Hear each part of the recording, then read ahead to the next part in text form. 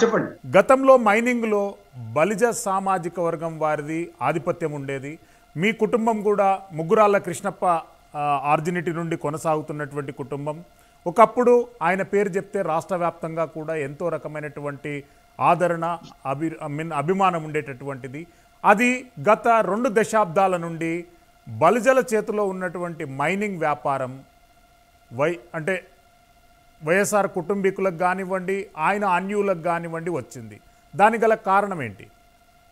1922 సంవత్సరంలో మా తాతగారు అయినటువంటి ముగ్గురాళ్ళ కృష్ణప్ప గారు, ఆయన ఈ మినరల్ విషయాల్లో చాలా నిష్ణాతులు. ఆయన కడపకు వచ్చి ఇక్కడ అంటే వెరైటీస్, ఆస్బెస్టస్ అని ఈ 2 ఐటమ్స్ చాలా విలువైనవి ఉన్నాయి, వాటిని ఎక్స్పోర్ట్ చేయవచ్చు అనే ఉద్దేశంతో మైనింగ్ స్టార్ట్ చేసి ఆయన దాదాపు ఒక 60-70 సంవత్సరాలు ఈ మైనింగ్లో అన్ని విధాల అభివృద్ధి చెంది చాలా వరకు అందరికీ ఆయన సమాజంలో అందరికీ కూడా గుర్తింపు రావాలి, అందరూ కూడా పైకి రావాలనే ఉద్దేశంతో ఎవరెవరు మైనింగ్ మీద ఇంట్రెస్ట్ ఉన్నారో వాళ్ళందరూ వస్తే వాళ్ళకి సలహాలు ఇచ్చి, వాళ్ళకి మైనింగ్ ఓపెనింగ్ చేయించి, వాళ్ళ చేత మైన్స్ పెట్టించి, ఆ విధంగా కందలరావు రెడ్డి గారు, రాజశేఖర రెడ్డి గారు ఇలాంటి వాళ్ళు కొంతమంది అందరూ కూడా, కాల్టాక్స్ సత్తార్ గారు, కాల్టాక్స్ రామతుల్లా గారు, వీళ్ళందరూ కూడా మైనింగ్ రంగంలో ప్రవేశించడం, వాళ్ళని ఎంకరేజ్ చేయడం చేశారు ఆయన. ఆ విధంగా వాళ్ళు అభివృద్ధి చెందారు. తర్వాత మా తాతగారి అనంతరం మా కుటుంబంలో ఉన్న వ్యక్తులు అంత దాని గురించి మైనింగ్ గురించి ప్రయత్నం చేయడంలో లోపం ఉంది. ఆ విధంగా మేము మైనింగ్లో కొంచెం వెనకబడడం మాత్రం వాస్తవమే. మిగతా వాళ్ళు అభివృద్ధి చెందడం జరగడము, ఆ విధంగా మైనింగ్ అనే విషయము ఆ 2 కుటుంబాల చేతిలోకి పోవడం జరిగింది. ఎస్ మూర్తి గారు, రాష్ట్ర వ్యాప్తంగా కాపులు, వైఎస్ఆర్సీపీ కాపులు, టీడీపీ కాపులు, జనసేన కాపులుగా విడిపోతున్నారు. వాళ్ళు ఐక్యంగా ఉండాలంటే మీరు ఏం పిలుపునిస్తారు? అవగాహన లోపం ఉందండి ప్రజల్లో. వాళ్ళకు ఐక్యత కోరుకుంటున్నారు, కాకపోతే సమిష్టి కృషి చేసి ఆ విధంగా వాళ్ళలో ఆ యొక్క ఉత్సాహాన్ని కోదగలిపి వాళ్ళందరినీ కూడా ఒకటి చేసేటువంటి నాయకత్వంలో లోపం ఉంది. అటువంటి నాయకులు తయారవుతే తప్పకుండా వాళ్ళందరూ కూడా అర్థం చేసుకుంటారు. రాజకీయాల్లో మనం పైకి రావాలంటే ఏం చేయాలి, మన వంతు మన కర్తవ్యం ఏమిటి అనేటువంటిది వాళ్ళకి తెలియజేస్తే, ఇప్పుడు నేను ప్రతి జిల్లాలో సమావేశాలు ఏర్పాటు చేశాను. అందరూ కూడా చాలా ఉత్సాహంగా మేమందరము ఐకమత్యంగా ఉంటాం, మీ నాయకత్వంలో మేము పనిచేయడానికి సిద్ధంగా ఉంటాం అట్లా అని చాలా ఉత్సాహం చూపిస్తున్నారు. ఆ మంచి రోజులు వస్తాయని కూడా నాకు ఆశ ఉంది. నేను ఆ మంచి రోజులు చూస్తానని కూడా నేను అనుకుంటున్నాను. ఎస్ మూర్తి గారు, అంటే రాజకీయంగా ఓటు బ్యాంకు పరంగా ఎంతో గణనీయంగా ఉన్నప్పటికీ కానీ రాజకీయంగా గుర్తింపు దక్కడం లేదు. దానికి చక్కటి ఎగ్జాంపుల్గా కడప పురపాలక సంఘం, అంటే కడప పట్టణంలోనే 68,000 ఓటు బ్యాంకు బలిజలది ఉంది. కానీ కార్పొరేటర్లు, కౌన్సిలర్ల సంఖ్య చూసుకుంటే మాత్రం చాలా తక్కువగా ఉంది. అంటే ఈ సమీకరణాలు ఎప్పుడు మారుతాయి, ఏం చేస్తే మారుతాయి? ఇది అందరికీ సమాన హక్కు కల్పించి జనాభా ప్రాతిపదిక మీద టికెట్లు ఇచ్చి వాళ్ళతో పోటీ చేయించినప్పుడు తప్పకుండా ఈ వాతావరణం ఏర్పడుతుందని నమ్మకం నాకుంది. కాకపోతే ఇంతవరకు పరిపాలించిన పార్టీలు ఏవి కూడా కాపుల్ని పైకి తీసుకురావాలి, కాపుల్ని కలుపుకొని పోవాలనేటువంటి ఉద్దేశం కనపడలేదు. ఒక ఎన్టీ రామారావు గారు మాత్రం కృషి చేశారు. ఆయన తర్వాత అటువంటి కృషి చేసేటువంటి నాయుడు కనిపించకపోవడం వల్లే కాపులు వెనకబడిపోవడం, ఆర్థికంగా కూడా కాపులు అభివృద్ధి చెందేదానికి అవకాశాలు లేకుండా చేయడం వల్ల, ఎక్కడికక్కడ కాపుల్ని అనగదొక్కాలని ప్రయత్నం చేయడం వల్ల కాపులు అభివృద్ధి చెందలేకపోయారు, వాళ్ళు రాజకీయంగా ఎదగలేకపోయారు. ఎస్, అంటే మీరు జనసేనాని పవన్ కళ్యాణ్ గారికి మీరిచ్చే సూచనలు ఏంటి? పార్టీ అంటే మీరు రాజకీయాలలో మీకు మించినటువంటి సలహాలు కానీ సూచనలు కానీ ఇచ్చేవాళ్ళు ఉండరు, అపారమైనటువంటి అనుభవం ఉంది. అదేవిధంగా మీ ఫ్రేమ్వర్క్కు, మీ ఐడియాలజీకి, రైట్ అప్రోచ్కు దగ్గరగా పవన్ కళ్యాణ్ గారి యాక్టివిటీస్ ఉంటాయి. మీరు పవన్ కళ్యాణ్ గారికి ఏం సలహాలు ఇస్తారు? ఆ విషయం మాట్లాడాలనే పవన్ కళ్యాణ్ గారిని కలవాలని ప్రయత్నం చేస్తున్నాను. నాకు అవకాశం ఉంటే ప్రైమ్ 9 వేదికగా మీరు సలహాలు ఇవ్వచ్చు ప్లీజ్.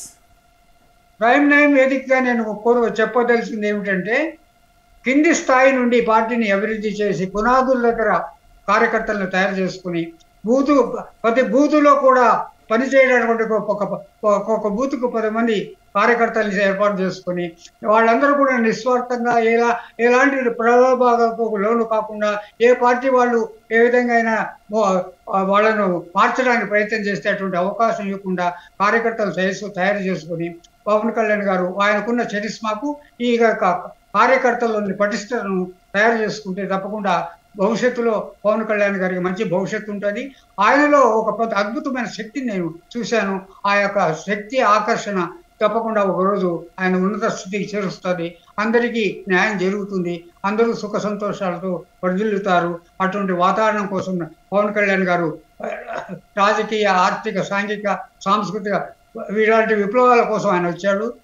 రాష్ట్రంలోని వివిధ సిద్ధాంతాల, సంస్కృతుల సమన్వయం జరగాలని, రాష్ట్ర పునర్నిర్మాణంలో రాజకీయ అధికారాన్ని క్రమబద్ధము, పరిమితము, అదుపు చేస్తూ నూతనమైన విధానాలు నెలకొల్పడం జరగాలని, జీవన రీతుల్లో, సామాజిక విలువల్లో మౌలికమైన మార్పు చోటు చేసుకోవాలని, అసమర్థతను, దుబారాలను పారదోలి సాంకేతిక, నైతిక పరిపాలన రంగాలలో శాస్త్రీయమైన, మానవతాపూరితమైన విలువలు ప్రవేశపెట్టాలని, నూతన వ్యవస్థలో ఎదురయ్యే సమస్యల్ని, లోపాలని ఎక్కడికక్కడ స్థానికంగా పరిష్కరింపజేసే ఇన్బిల్ట్ మెకానిజం సొంతం చేసుకోవాలని, అలాంటి ఆలోచనలతో ఆయన ఈ యొక్క రాష్ట్రంలో వివిధ సిద్ధాంతాలని రాష్ట్రానికి అనుగుణంగా అన్వయించుకుని నూతన రాష్ట్రాన్ని నిర్మించుకోవాలని ఎంతో కృషి చేస్తున్నారు. ఆయన యొక్క ఆలోచన విధానాన్ని ప్రజలు అర్థం చేసుకుంటే తప్పకుండా మంచి భవిష్యత్తు ఉంటుంది. పిల్లలకు కానీ పండుగ కాదు అన్నది ప్రజల యొక్క జీవిత అనుభవంలో వచ్చినటువంటి సామెత.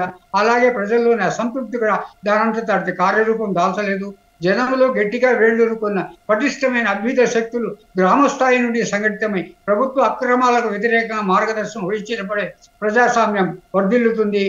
ఆర్థికంగా, సామాజికంగా వెనుకబడిన తరతరాల అజ్ఞానంతకరంలో మగ్గుతున్న అసంఖ్యాక శ్రామిక జనానికి చైతన్య కాంతి రేఖల ఉడుకు రక్తం ఉప్పొంగే నాయకత్వం చేపట్టినప్పుడే ఈ మార్పు తూర్పున అరుణోదయంలా ప్రకాశిస్తుంది. అటువంటి మార్పు వచ్చినప్పుడు ప్రజల్లో ఒక నూతన చైతన్యం వస్తుంది. ఎముకలు కుళ్ళిన రాజకీయ నాయకుల్ని పక్కకునేటి నూనూకు మీసాల నూతనపు యవ్వనపు యువన కిషోరాలు ముందుకు వచ్చినప్పుడే ఈ రాష్ట్రానికి భవిష్యత్తు ఉంటుందని చెప్పి ఆయనకు తెలియజేయాలని, ఆ విధంగా ఆలోచించాలని, ఆ విధంగా కార్యకర్తలను తయారు చేసుకోవాలని, యువకులను ప్రోత్సహించాలని చెప్పి ఆయన కోరడానికి నేను సిద్ధంగా ఉన్నాను. ఆయనతో కలిస్తే మాత్రం తప్పకుండా చెప్తాను. ఆయన నా మాటకు విలువిస్తాడు. ఆయన అంటే చాలా గౌరవభావం ఆయనకుంది. అందుకు నేను ఆయన కృతజ్ఞతలు, ధన్యవాదాలు తెలియజేసుకుంటున్నా.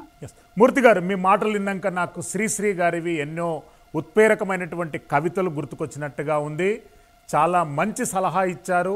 ప్రజలకు నిజంగా చైతన్య దీపికలా మీలాంటి వ్యక్తులు ముందుకు రావాలంటని చెప్పి నాట్ ఓన్లీ జనసేన పార్టీ, ఈ సమాజానికి, ఈ రాష్ట్రానికి, ఈ దేశానికి మీలాంటి సలహాలు, సూచనలు, మీరు 90 సంవత్సరాల వయసులో కూడా నునుగు మిసాల యువతకు మీరు ఇచ్చేటటువంటి సందేశం నిజంగా అది ఆదర్శనీయం, అందరికీ ఆమోదయోగ్యం.